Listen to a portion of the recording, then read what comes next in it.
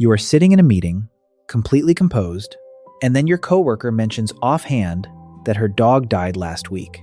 She says it casually, almost like a weather report. But something shifts inside your chest, and within 30 seconds, your eyes are burning and you are blinking hard at the ceiling, hoping no one notices. You are not sad about a dog you never met. You are not even sure what just happened. But the tears are already there, sitting at the edge, threatening to spill over in a room full of people who are already moving on to the next agenda item. And the worst part is not the crying. The worst part is the story you tell yourself afterward, that you are too much, that you are embarrassing, that something in your wiring is fundamentally broken. That story is wrong. And the science that proves it wrong is more specific, more fascinating, and more validating than anything you have been told about yourself before. By the end of this, you will understand the exact neurological mechanism behind why you cry so easily. And more importantly, you will understand why that mechanism is not a flaw. It is a feature that most people on this planet simply do not have access to the way you do. Stay with this. There is a reframe at the end that will genuinely change how you see yourself. This is Mind with me, and we are going in. Here is what the world has been telling you your entire life. That you are sensitive, that you are dramatic, that you wear your heart on your sleeve, as if that is a diagnosis rather than a description. Teachers pulled you aside. Friends said you were too intense. Maybe a parent told you to toughen up, that the real world does not wait for feelings. And so, you learned to apologize. You learned to laugh it off right after the tear, to say sorry. I do not know why I am crying. I am fine. This is embarrassing. You built this whole little performance around minimizing what just happened inside you, because you had internalized the verdict. Something is wrong with how much you feel. But here is what no one ever told you, and what makes that verdict not just wrong, but completely backwards. The people who cry easily are not feeling more than others because they are weak. They are feeling more than others because their brain is doing something that other brains are doing far less efficiently. You were never too emotional. You were just never given the right language for what your nervous system is actually doing. The phenomenon has a name. It is called empathic resonance.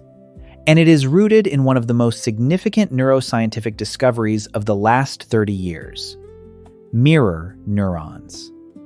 In the mid-1990s, neuroscientist Giacomo Rizzolatti and his team at the University of Parma stumbled onto something while studying macaque monkeys. They found neurons that fired not only when the monkey performed an action, but also when the monkey watched someone else perform that same action. The brain, in other words, was simulating the experience of another being in real time. When researchers turned that lens on humans, they found a mirror neuron system so sophisticated, it does not just mirror actions, it mirrors emotional states. Your brain does not just observe someone else's pain. Under the right conditions, it runs a simulation of that pain inside your own body. For people with highly active mirror neuron systems, that simulation is not a quiet background process. It is loud. It is visceral. It is a full-body event. Think of it this way. Most people watch someone else's emotional experience through a window. You are watching it through an open door. The wind from their world comes directly into yours. And this is where it gets deeper, because there are at least 3 distinct mechanisms feeding into why this happens so intensely for some people and not others. The first is neurological sensitivity threshold. Research from psychologist Elaine Aron, who coined the concept of the highly sensitive person in Mut Ngin Chin Trum Chin Moi Sao, found that roughly 15 to 20% of the population has a nervous system that processes sensory and emotional input more deeply than average. This is not a metaphor. Brain imaging studies show that HSPs show significantly more activation in brain regions associated with awareness, empathy, and integration of sensory data, particularly the insula, which is sometimes called the seat of emotional self-awareness. If the average nervous system is a standard kitchen strainer, yours is a fine mesh sieve. Nothing slips through unprocessed. Every emotional signal from the environment gets caught, examined, and registered. That is why a passing comment about a dead dog in a work meeting can level you in 30 seconds flat. The second mechanism is the role of cortisol and emotional contagion. When you encounter someone in distress, your brain initiates a stress response, even when the danger is not yours. Cortisol rises. Your body is preparing to respond to a threat it has absorbed from another person's emotional field. This is called emotional contagion. And while everyone experiences it to some degree, in highly empathic individuals, the contagion spreads faster and deeper. A haingeng kongtramui. Mot study published in the journal Neuropsychologia found that people who score high in empathy show greater synchronization of physiological responses, heart rate, skin conductance, even breathing patterns with the people around them. You are not imagining that you feel what others feel. Your body is literally running a version of their experience in parallel with your own. The tears are not theatrical. They are a biological release valve for a system that has been absorbing someone else's emotional weight. The third mechanism is what happens in your brain's default mode network, the system that activates when you are not focused on a task and your mind wanders inward. In people with high empathic sensitivity, the default mode network has a stronger connection to the limbic system, which governs emotion and memory. What this means practically is that even after the conversation ends, after the meeting moves on, your brain is still processing the emotional residue. You are still holding the weight of what you absorbed, and the longer you hold it without release, the more pressure builds. Crying, then, is not weakness leaking out. It is your nervous system doing exactly what it is designed to do, releasing the pressure that has built up from carrying what other people could not even feel in the first place. Now, here is the question that matters, and it is one most people with this wiring never stop to ask. What does it cost you to keep apologizing for this? Because every time you say, "Sorry, I do not know why I am crying," you are reinforcing the neural pathway that links your empathy to shame. You are training your brain to treat its most sophisticated function as a malfunction. And over time, that shame does not just make you feel bad in the moment.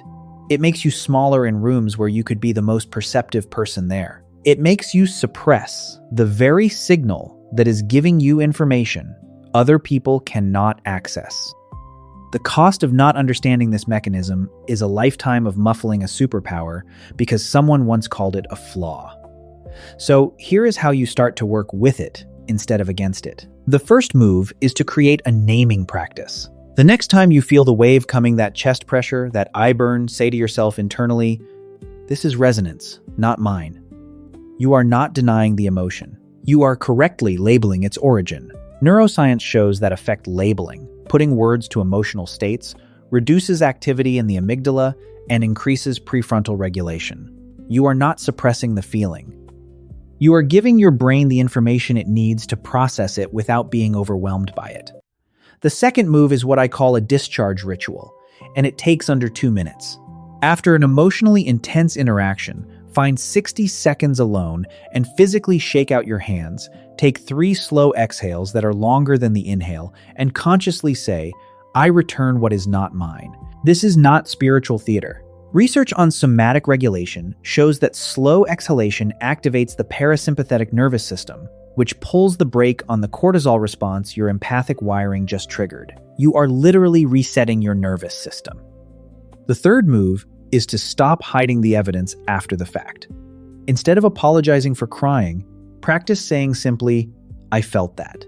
No explanation, no performance, no sorry. Because the moment you stop treating your response as a mistake, the people around you stop treating it that way too, and you reclaim the authority that shame had been quietly stealing. Here is the reframe that changes everything. You have been living as though your tearfulness is proof that you are too fragile for the world. But what if the opposite is true? What if the people who never cry easily are the ones who are under-equipped, who are walking through other people's pain with a nervous system that simply cannot pick up the signal? Your mirror neuron system is not misfiring. It is working at a resolution that most people cannot match. The coworker whose dog died felt seen in that meeting, even if she did not know why. Even if you were the only one blinking at the ceiling. You were the only one in that room whose brain was actually present for her grief. That is not weakness. That is a form of human perception that is genuinely rare. You were not built to feel less. You were built to feel true. What is one moment in your life where you cried and felt embarrassed about it, but looking back now, you realize your body was just picking up something real? Drop it in the comments. And if this kind of deep dive into how your mind actually works is what you have been looking for, there is a lot more waiting for you on this channel.